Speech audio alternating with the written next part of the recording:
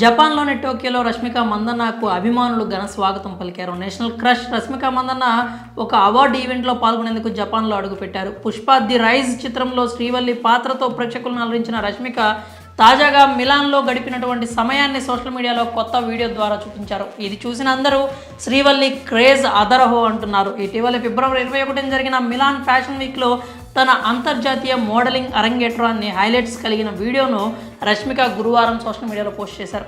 ఇక ఈరోజు టోక్యో చేరుకున్న ఆమె వెంటనే తన హోటల్ గది నుంచి తీసుకున్న సెల్ఫీని పోస్ట్ చేశారు.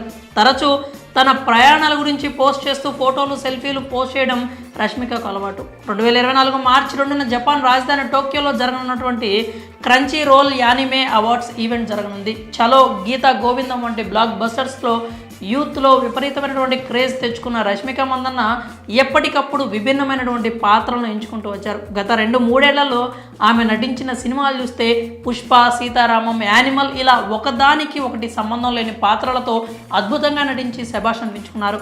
కాగా యానిమల్ సినిమా నటనకు గాను రష్మికకు ఫిల్మ్ ఫేర్ అవార్డు రాకపోవడం తనను ఆశ్చర్యపరిచిందని దర్శకుడు సందీప్ రెడ్డి వంగ అన్నారు. ఇక రష్మిక నటించే తదుపరి సినిమాల విషయానికి వస్తే Pushpa 2, the rule, rainbow, the girl friend అనేటువంటి 3 తెలుగు చిత్రాలు నటించనున్నారు. కాగా బాలీవుడ్ హిస్టారికల్ డ్రామా చావాలో కూడా విక్కీ కౌశల్ సరసన రష్మిక నటించనున్నారు. పైన చెప్పుకున్న విధంగా మార్చి 2న జరిగినటువంటి క్రంచీ రోల్ యానిమే అవార్డ్స్ 8వ ఎడిషన్లో పాల్గొనేందుకు ఆమె ఇటీవల టోక్యోలో అడుగుపెట్టారు.